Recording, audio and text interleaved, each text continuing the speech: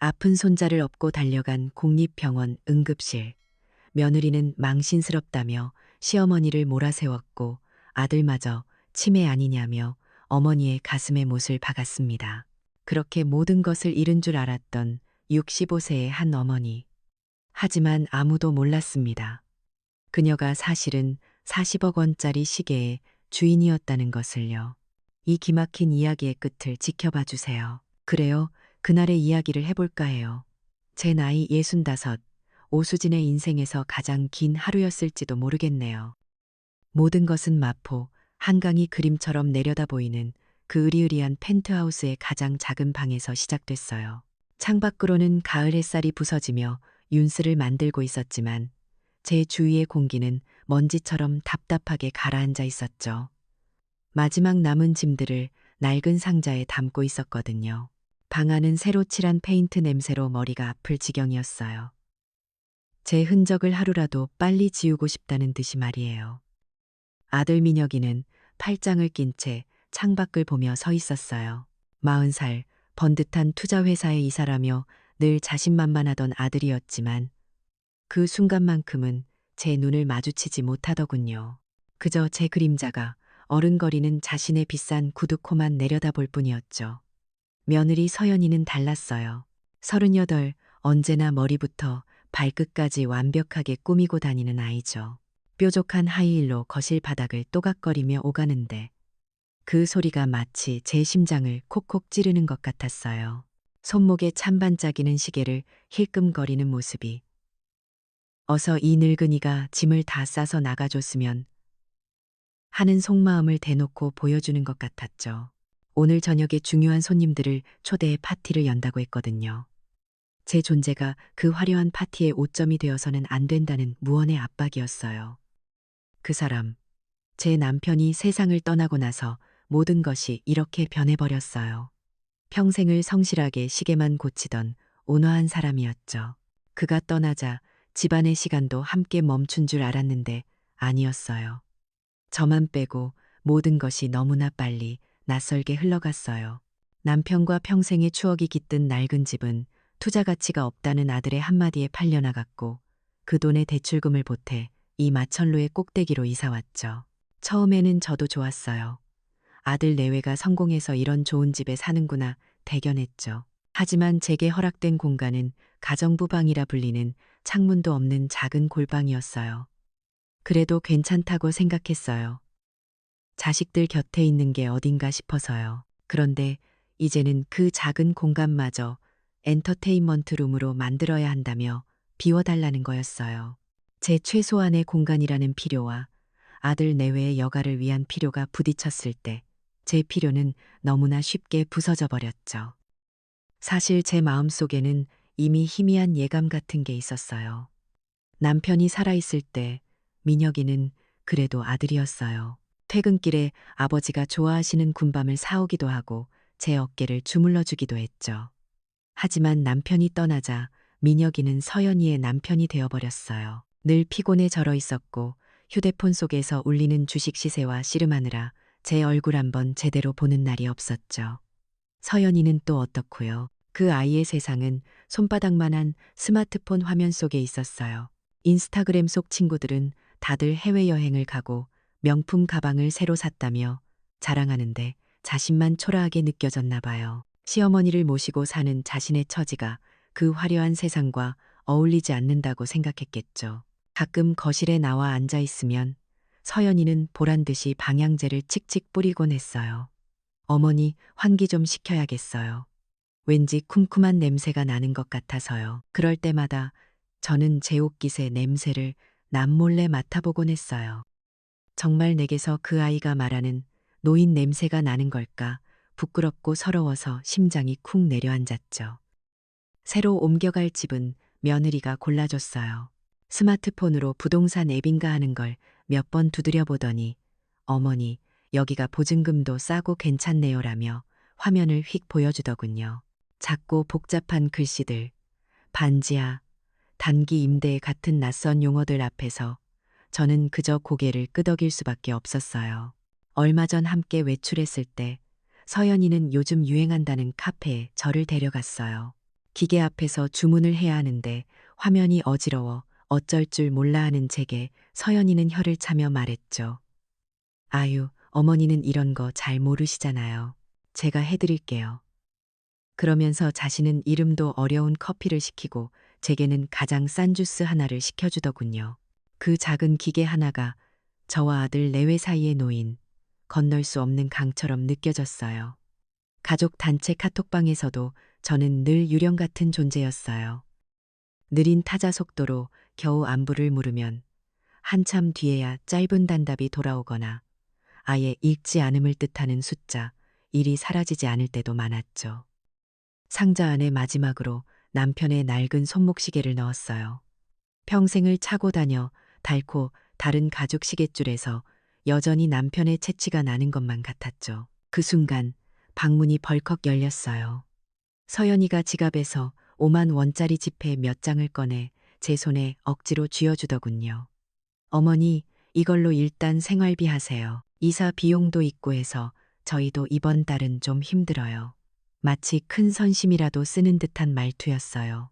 그 돈을 받는 제 손이 부끄러워 견딜 수가 없었어요. 결국 저는 그 집에서 밀려났어요. 민혁이는 끝까지 제 얼굴을 보지 않았죠. 현관문을 나서는 제 등 뒤로 자기들끼리 웃으며 파티 준비를 하는 소리가 들려왔어요. 마을 버스를 타고 한참을 달려 도착한 곳은 빛도 잘 들지 않는 좁은 골목길이었어요. 마포의 화려한 아파트와는 모든 것이 다른 세상이었죠. 퀴퀴한 냄새가 나는 계단을 내려가자 창문이 절반쯤 땅에 묻힌 반지하 방이 저를 맞이했어요. 주머니 속에서 차가운 쇠붙이가 손에 잡혔어요. 남편이 남긴 유일한 유산, 쇠락한 동네의 낡은 시계가게 열쇠였죠. 이 넓은 서울 하늘 아래 이제 저에게 남은 공간은 저 어둡고 축축한 반지하 방과 먼지 쌓인 낡은 가게뿐이라는 사실이 심장 위를 무겁게 짓눌렀어요. 평생을 가족을 위해 살아왔는데 결국 제 자리는 어디에도 없는 것 같았죠. 깊고 깊은 무력감이 온몸을 휘감는 그런 밤이었어요. 반지하 방에서의 첫날 밤은 유난히 길었어요. 퀴퀴한 곰팡이 냄새와 낡은 창문 틈으로 스며드는 바람 소리에 밤새 뒤척였죠. 며느리가 쥐어준 돈은 며칠치 식료품을 사고 나니 금세 바닥을 보였어요. 하루하루가 살얼음판을 걷는 기분이었죠. 그렇게 계절은 흘러 어느덧 추석이 다가왔어요. 텔레비전에서는 연일 풍성한 명절 준비며 고향 가는 길이며 떠들썩했지만 저와는 아무 상관없는 딴 세상 이야기 같았어요. 그래도 마음 한구석에서는 혹시나 하는 기대를 놓지 못했나 봐요. 명절인데 그래도 아들 녀석이 날 찾아오지 않을까. 손주 녀석 얼굴이라도 볼 수 있지 않을까. 그러던 어느 날 이웃에 사는 할머니가 말을 건네더군요. 새댁, 아니지, 저기, 아들네 며느리는 요새 유행하는 SNS인가 뭔가를 하나 봐. 올해는 시어머니표 갈비찜 대신 호텔 뷔페에 가야겠다며 글을 올렸다던데 우리 딸이 보고 알려주더라고. 그 말을 듣는 순간 얼굴이 화끈거려 아무 대답도 할 수 없었어요. 온 동네에 내 처지가 광고라도 된 기분이었죠. 그래도 저는 며칠 전부터 시장을 보러 다녔어요. 며느리가 준 생활비를 아끼고 아껴 민혁이가 가장 좋아하던 갈비며 손주가 잘 먹던 동그랑땡 재료를 샀죠. 내 정성을 보이면 꽁꽁 얼어붙은 녀석들의 마음도 조금은 녹지 않을까. 그런 헛된 희망을 품었던 거예요. 추석 전날 민혁이에게 전화를 걸었어요. 언제쯤 오면 되냐고 묻는 제 목소리가 저도 모르게 떨려 나왔죠. 수화기 너머로 아들의 깊은 한숨 소리가 들려왔어요. 아, 어머니, 그냥 대충 하죠. 남들 다 해외여행 가는 마당에 우리만 이게 뭐예요. 명절이 귀찮고 부담스럽다는 기색이 역력했죠. 제 정성 어린 준비는 시작부터 무의미한 일이 되어버렸어요. 추석 당일, 저는 이른 아침부터 정성껏 만든 음식을 바리바리 싸들고 마포의 그 집으로 향했어요. 버스는 귀성객들로 꽉 막혀 도로 위에서 한참을 서 있었죠. 백화점 쇼핑백을 가득 든 사람들이 제 옆을 스쳐 지나갈 때마다 제 손에 들린 낡은 보따리가 유난히 초라하게 느껴졌어요. 집에 도착하니 이미 친척 몇몇이 와 있더군요. 그런데 집안 풍경이 영 낯설었어요. 조상님들께 차례를 올리는 상은 온데간데 없고 거실 한가운데에 긴 테이블을 놓고 음식들을 호텔 뷔페처럼 차려놓았더라고요. 서연이가 활짝 웃으며 말했어요. 어머님, 오셨어요. 요즘은 이렇게 하는 게 세련된 거래요. 격식 차리는 건 너무 시대에 뒤떨어지잖아요. 그 아이의 말에 친척 어른들은 그저 어색하게 웃을 뿐이었죠. 조상에 대한 예의는 세련됨이라는 단어 앞에서 구시대의 유물이 되어버렸어요. 곧 식사 시간이 되었어요. 서연이는 접시를 들고 분주하게 움직이며 남편과 아들, 그리고 다른 친척들을 살뜰히 챙겼죠. 저는 그저 자리에 앉아 그 모습을 멍하니 바라보고 있었어요. 모두의 접시가 풍성하게 채워지고 나서도 제 앞은 텅 비어 있었죠. 서연이는 마치 제가 그 자리에 없는 사람인 것처럼 행동했어요. 한참 뒤에야 저를 발견했다는 듯이 과장된 몸짓으로 말했죠. 어머, 어머니도 어서 드세요. 입에 맞으실지 모르겠네. 하지만 그 아이는 제게 음식을 덜어주지 않았어요. 그저 차가운 뷔페 접시만 덩그러니 놓여 있을 뿐이었죠. 주위의 모든 시선이 제게 쏠리는 게 느껴졌어요. 동정 혹은 난처함이 섞인 그 눈빛들 속에서 제 얼굴은 불에 댄 듯이 달아올랐어요. 밥을 입에 넣었지만 아무 맛도 느껴지지 않았어요. 모래를 씹는 것처럼 서걱거렸죠. 그날 저는 가족과 친척들 앞에서 투명인간이 되었어요. 그렇게 굴욕적인 명절이 지나고 며칠 뒤였어요. 손주가 보고 싶어 잠시 아들네 집에 들렀죠. 그런데 집에 들어서는 순간 뭔가가 허전하다는 느낌을 받았어요. 거실 한쪽 벽을 늘 지키고 있던 남편의 손때 묻은 오래된 목공예품 컬렉션이 감쪽같이 사라진 거였어요. 남편이 젊은 시절부터 하나하나 직접 갖고 다듬어 만든 세상에 단 하나뿐인 작품들이었죠. 제게는 돈으로 따질 수 없는 남편의 인생 그 자체인 물건들이었어요. 떨리는 목소리로 서연이에게 물었어요. 아가, 여기 있던 장식장이며 나무 인형들이며 다 어디로 갔니? 서연이는 거울을 보며 새로 산 듯한 명품 가방을 어깨에 메보며 태연하게 대답했어요. 아, 그거요? 어머니, 너무 낡고 칙칙해서 집안 분위기랑 안 어울리잖아요. 인테리어에 방해만 되고요. 요즘 대세는 미니멀리즘이에요. 낡은 건 과감히 버려야 집에 복이 들어온대요. 그러면서 잡지를 펼쳐 보이며 요즘 부잣집들은 다 이렇게 산다고 저를 가르치려 들었어요. 남편의 유산은 그 아이에게 그저 낡고 칙칙한 고물일 뿐이었죠. 그 아이의 어깨에 걸린 반짝이는 로고가 밝힌 새 가방이 제 눈을 아프게 찔렀어요. 남편의 영혼을 팔아치운 대가라는 것을 직감할 수 있었죠. 저는 그 길로 나와 민혁이에게 전화를 걸었어요. 마지막 희망이었어요. 그래도 아들이니까 아버지의 유산을 며느리가 함부로 내다버린 사실을 알면 제 편을 들어주리라 믿었어요. 민혁아, 내 아버지가 남기신 물건들, 서연이가 다 내다버렸더구나. 제 목소리는 울음으로 꽉 막혀 제대로 나오지도 않았어요. 하지만 수화기 너머로 들려온 아들의 목소리는 칼날처럼 차가웠어요. 어머니, 또 그 얘기세요. 제가 회사 일 때문에 얼마나 힘든 줄 아세요? 서연 씨도 스트레스가 많아서 그런 거예요. 그냥 좀 이해해 주시면 안 돼요? 그 말을 듣는 순간 제 머릿속에서 무언가가 뚝 하고 끊어지는 소리가 들렸어요. 스트레스라니. 남편의 인생이 담긴 물건을 훔쳐 파라 명품 가방을 산 것이 고작 스트레스 때문이라는 거니. 그리고 그걸 이해하라는 거니. 유일하게 내 편이라고 믿었던 아들마저 등을 돌린 순간이었어요. 제가 평생을 바쳐 지켜온 가족이라는 울타리가 완전히 무너져 내리는 소리였죠. 전화를 끊고 저는 한참을 그 자리에 서 있었어요. 더 이상 흘릴 눈물도 남아있지 않았어요. 텅 빈 가슴 속에서 차갑고 단단한 무언가가 천천히 자라나기 시작했어요. 저는 이제 이 세상에 완전히 혼자였어요. 아들과 통화한 그날 이후 제 마음속에서는 무언가가 아주 천천히 그리고 단단하게 굳어가고 있었어요. 슬픔이나 원망 같은 뜨거운 감정들은 모두 제가 되어버리고 그 자리에는 차갑고 무거운 덩어리 하나만 남은 기분이었죠. 이제 더 이상 아무것도 기대하지 않으니 역설적으로 마음은 고요해졌어요. 그러던 어느 여름밤이었어요. 장마가 시작되려는지 하늘에서는 미친 듯이 비를 퍼붓고 바람이 창문을 때리는 소리가 몹시 스산했죠. 반지하방 천장 구석에서는 기어이 물이 새기 시작했어요. 뚝뚝 낡은 냄비 위로 떨어지는 물방울 소리가 제 심장 소리처럼 들리던 밤이었죠. 그날따라 서연이가 회사에 급한 일이 생겼다며 손주를 제게 잠시 맡기고 갔어요. 작은 아이는 제 곁에서 새근새근 잠이 들어 있었죠. 그런데 아이의 숨소리가 점점 거칠어지기 시작했어요. 이마를 짚어보니 불덩이 같았죠.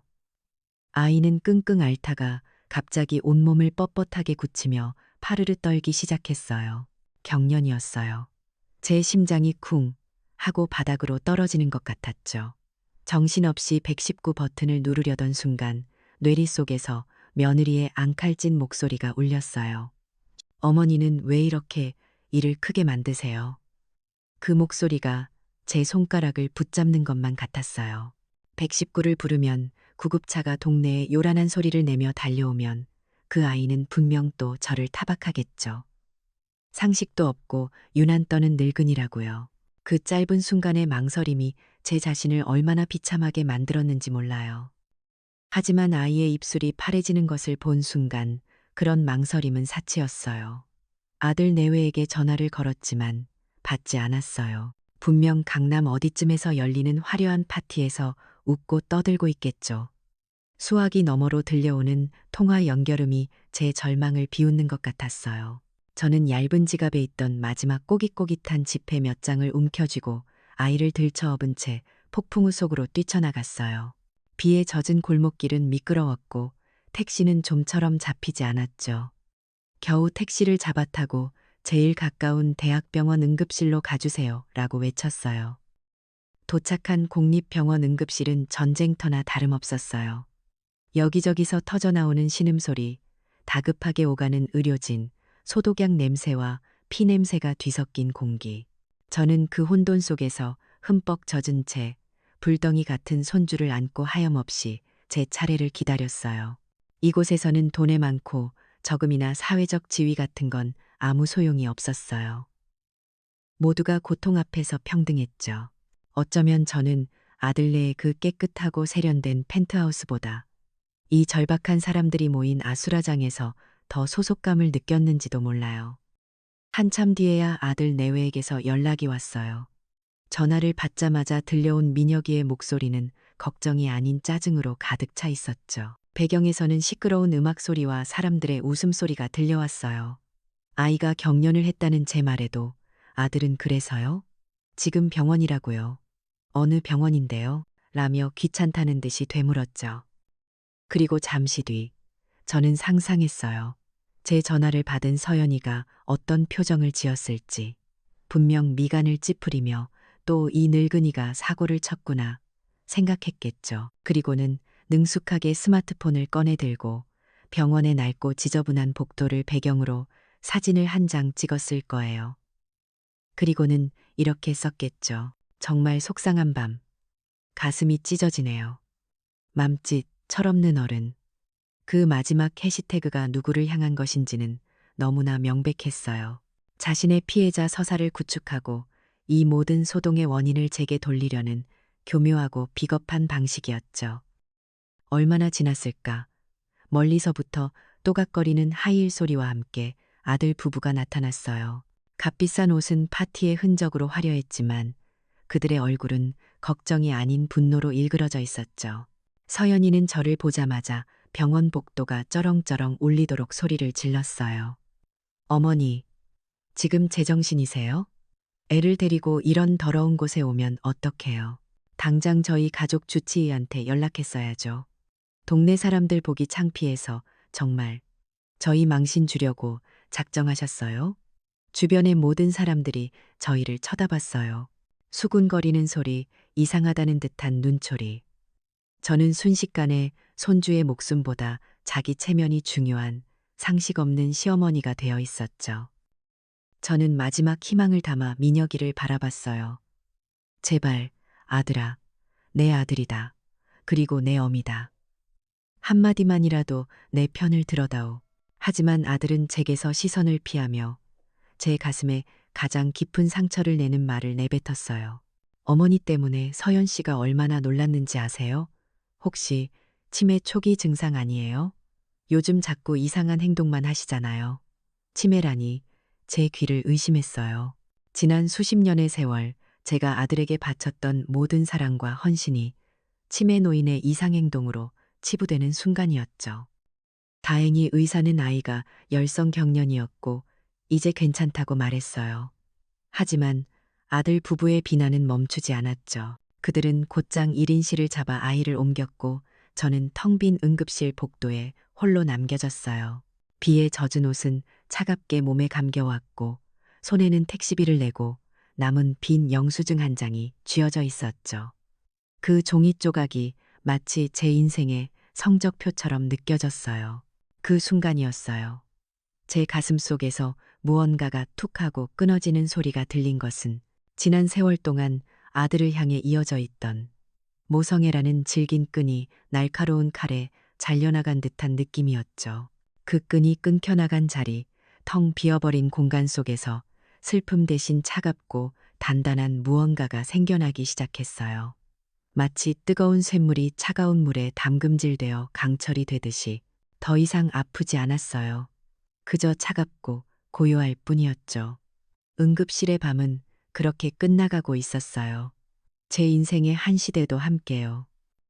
응급실 복도를 홀로 걸어 나오던 그날, 제 안에 무언가가 죽고 동시에 다른 무언가가 태어났어요. 더는 눈물이 나지 않았죠. 그저 텅 빈 가슴으로 비에 젖은 거리를 걷고 또 걸었어요. 아들 내외에게는 그 어떤 연락도 하지 않았어요. 그럴 필요도 이유도 없었으니까요. 저는 그들로부터 저를 완벽하게 분리해야 했어요. 그들의 세상에서, 그들의 기억에서 저라는 존재를 지워버려야 했죠. 며칠 동안 반지하 방에서 멍하니 시간을 보냈어요. 그러다 문득 손에 쥐고 있던 낡은 열쇠에 차가운 감촉이 저를 현실로 끌어당겼죠. 남편의 시계가게, 이제 제게 남은 유일한 공간이었어요. 저는 홀린 듯이 자리에서 일어나 쇠락한 동네, 종로의 그 낡은 가게로 향했어요. 가게 문을 열자 시간이 멈춘 듯한 공간이 저를 맞이했어요. 희미한 기름 냄새와 오래된 나무 냄새, 그리고 수십 년간 쌓인 먼지가 뒤섞여 있었죠. 남편이 늘 앉아있던 낡은 작업대, 벽에 걸린 멈춰버린 괴종시계들. 모든 것이 남편이 살아있을 때 그대로였어요. 저는 그곳에서 무너진 마음을 다잡기 위해 청소를 시작했어요. 닦아도 닦아도 끝이 없는 먼지를 털어내고 멈춰버린 시계들의 태엽을 하나하나 감았죠. 째깍, 째깍. 다시 움직이기 시작하는 시계 소리가 마치 제 심장 소리 같았어요. 가게 구석에는 남편이 유난히 아끼던 육중한 나무 공구장이 있었어요.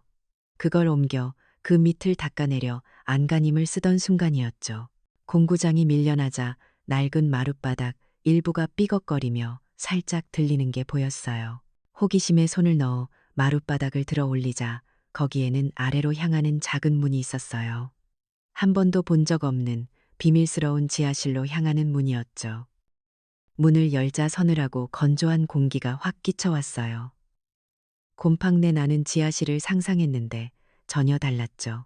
계단을 따라 내려가자 나타난 공간은 제 평생 상상도 해본 적 없는 광경이었어요. 그곳은 단순한 창고가 아니었어요. 온도와 습도가 완벽하게 조절되는 마치 박물관의 수장고 같은 방이었죠. 유리 진열장 안에는 수십 개의 시계들이 은은한 조명을 받으며 보석처럼 빛나고 있었어요. 파텍 필립, 바쉐론 콘스탄틴. 이름만 들어도 어마어마한 세상에서 가장 비싸고 희귀한 시계들이 그곳에 잠들어 있었죠.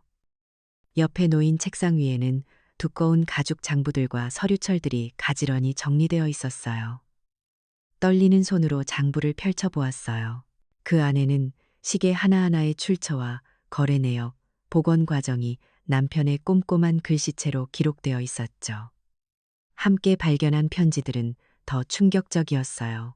국내 재벌 총수들, 심지어 외국의 왕족까지 모두가 제 남편을 시간의 거장 벅터이 터이지한 이라 부르며 극진한 존경심을 표하고 있었어요. 평생 가난한 시계 수리공인 줄로만 알았던 제 남편이 사실은 세상의 시간을 지배하던 전설적인 수집가이자 복원가였다는 사실을 저는 남편이 떠나고 한참 뒤에야 알게 된 거예요. 남편의 기록 속에서 유독 자주 등장하는 이름이 있었어요. 종로 예지동 박 선생.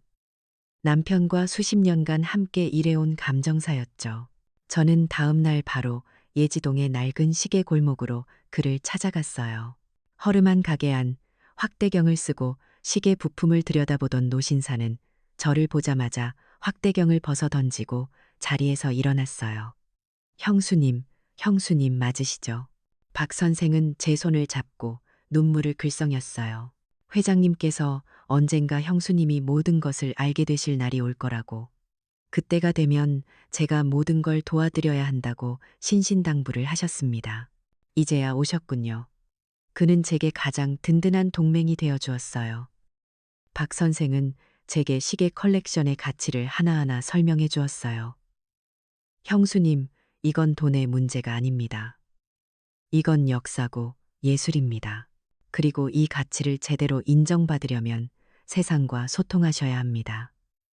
그는 제 손에 들린 낡은 폴더폰 대신 자신의 스마트폰을 건네주었어요. 그리고는 마치 어린아이를 가르치듯 고해상도 사진을 찍는 법부터 시작해서 크리스티나 소더비 같은 국제 경매 사이트에 접속하는 법, 간단한 이메일을 작성하는 법까지 차근차근 알려주었죠. 처음에는 어색하고 두려웠어요. 하지만 제 안에서 끓어오르는 차가운 결의가 그 두려움을 밀어냈어요. 저는 놀라운 속도로 디지털 세상을 익히기 시작했어요. 구글 번역기를 더듬거리며 해외 수집가들의 낡은 편지를 다시 읽어보기도 했죠. 손자의 장난감처럼만 보였던 그 작은 기계가 제 손안에서 세상을 움직일 수 있는 가장 강력한 무기가 되어가고 있었어요. 며칠 밤낮으로 박 선생과 함께 남편의 유산을 정리했어요. 수십 개의 시계들 중에서 우리는 첫 번째 무기로 사용할 시계를 골랐어요. 컬렉션 중에서는 비교적 가치가 낮은 편에 속하는 시계였죠. 하지만 그 시계의 예상 낙찰가만 해도 민혁이와 서연이가 평생 벌어도 만져볼 수 없는 액수라는 사실에 씁쓸한 미소가 지어졌어요. 스위스 제네바에서 열리는 경매에 시계를 출품하기 위한 모든 서류 준비를 마쳤어요. 박 선생이 모든 것을 도와주었죠. 모든 준비가 끝난 날, 저는 가게 창밖의 어두운 거리를 내려다봤어요. 제 눈에는 더 이상 절망의 눈물이 흐르지 않았어요. 그 대신 차갑고 날카로운 결의가 서려 있었죠.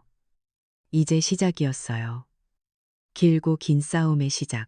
제네바에서 경매가 열리던 날, 저는 박 선생의 낡은 작업실에서 노트북 화면을 들여다보고 있었어요. 뽀얀 먼지가 내려앉은 작업대의 냄새와 수만 개의 작은 부품들이 내뿜는 기름 냄새 속에서 지구 반대편의 화려한 경매장에 떠다니는 긴장감이 모니터를 뚫고 전해져 오는 듯했죠. 화면 속에서는 우아한 옷을 차려입은 사람들이 조용히 앉아 있었고 경매사의 목소리만이 낭낭하게 울려 퍼졌어요. 드디어 남편의 시계가 등장했어요. 시간의 거장의 미공개 컬렉션이라는 소개와 함께 시계가 클로즈업되자 제 심장이 쿵쾅거리기 시작했죠. 입이 바싹바싹 말라왔어요. 경매가 시작되고 숫자는 무섭게 치솟았어요. 10억, 20억. 화면 속 숫자판이 바뀔 때마다 제 손에서는 땀이 났고 남편과 함께했던 수십 년의 세월이 눈앞을 스쳐 지나갔어요. 마침내 숨막히는 정적 끝에 경매사의 망치가 탕하고 울렸어요. 최종 낙찰가 40억 원. 그 숫자를 본 순간 제 눈에서 눈물 한 방울이 툭 떨어졌어요. 하지만 그건 더 이상 슬픔이나 서러움의 눈물이 아니었어요. 평생을 묵묵히 자신의 길을 걸었던 한 남자의 인생이, 그리고 그 곁을 지켰던 제 인생이 세상으로부터 마침내 그 가치를 인정받았다는 안도의 눈물이었죠. 박 선생은 말없이 제 어깨를 두드려 주었어요. 그 돈이 제 한국 계좌로 들어오는 데는 며칠이 채 걸리지 않았어요. 저는 단 하루도 지체하지 않았죠. 박 선생이 소개해준 VVIP 전담 부동산 중개인과 함께 저는 잠실의 롯데월드 타워로 향했어요. 그리고 망설임 없이 시그니엘 레지던스의 펜트하우스 한 층 전체를 계약했어요. 아들 내외가 저를 쫓아냈던 마포에 그 집이 한눈에 내려다 보이는 서울의 가장 높은 곳이었죠. 며칠 뒤 소유주 오수진이라는 이름이 선명하게 찍힌 부동산 등기부 등본을 손에 쥐었을 때 저는 비로소 반격의 첫걸음을 떼었음을 실감했어요. 제가 새로운 거처에서 서울의 야경을 내려다보고 있을 때쯤 아들 내외의 세계는 무너지기 시작했어요. 시작은 며느리 서연이었죠. 무리하게 빚을 내서 주식에 투자했던 그 아이는 갑작스러운 주가 폭락으로 모든 것을 잃었어요. 설상가상으로 거액의 도박 빚까지 있다는 소문이 파다하게 퍼졌죠. 그 아이가 그토록 자랑하던 화려한 인맥들은 신기루처럼 사라졌어요. 아들 민혁이의 몰락은 더 조용하고 그래서 더 철저하게 진행됐어요. 저는 박 선생의 도움을 받아 남편의 장부에 기록된 해외 오랜 친구 몇 명에게 보안 메신저로 짧은 편지를 보냈어요. 남편의 명예를 소중히 여겼던 그분들에게요. 내용은 아주 간단했죠. 제 남편, 시간의 거장의 이름에 먹칠을 하는 자에게는 투자를 제고해 주시길 정중히 부탁드립니다. 남편의 이름이 가진 무게는 제가 상상했던 것보다 훨씬 더 대단했어요. 며칠 뒤 민혁이의 투자회사에 돈을 대던 해외 큰손 투자자들이 윤리 경영 문제를 이유로 일제히 자금을 회수하기 시작했어요. 모래성 같았던 아들의 회사는 하룻밤 사이에 폭삭 무너져 내렸죠. 제 존재는 더 이상 숨겨져 있지 않았어요. 수십억대 시그니엘 펜트하우스의 새로운 주인, 전설적인 시계 수집가, 시간의 거장의 미망인. 언론은 갑자기 나타난 저를 대서특필하기 시작했죠. 제 이야기는 단순한 부자의 이야기가 아니었어요. 자식에게 버림받은 한 늙은 어머니가 남편의 숨겨진 유산을 통해 자신의 존엄을 되찾은 이야기로 퍼져나갔죠. 어느 유명 유튜브 채널에서는 제 이야기를 다룬 다큐멘터리를 만들었고 그 영상은 수백만 조회수를 기록했어요. 댓글에는 저를 응원하는 글들이 넘쳐났고 사람들은 저를 참교육 할머니라고 부르기 시작했죠. 제 개인적인 복수가 어느새 노인 재산 착취와 같은 사회 문제에 대한 경각심을 일깨우는 계기가 된 거예요. 모든 것을 잃고 파산한 채 빚쟁이들에게 쫓기는 신세가 된 민혁이가 저를 찾아온 것은 그로부터 한 달쯤 뒤였어요. 녀석은 어떻게 알았는지 시그니엘 로비로 저를 만나러 왔더군요. 저는 라운지 통유리 창을 통해 그 모습을 조용히 내려다봤어요. 한때는 성공한 펀드 매니저라며 자신감에 넘쳤던 아들은 이제 초라하고 절박한 모습으로 경비원과 실랑이를 벌이고 있었죠. 잠시 후 인터폰이 울렸어요. 아들이 저를 만나고 싶어 한다는 전갈이었죠. 저는 잠시 눈을 감았어요. 그리고 제 인생에서 가장 차갑고 가장 고요한 목소리로 대답했죠. 올려보내세요. 잠시 뒤 펜트하우스 전용 엘리베이터 문이 소리 없이 열리고 민혁이가 제 앞에 섰어요.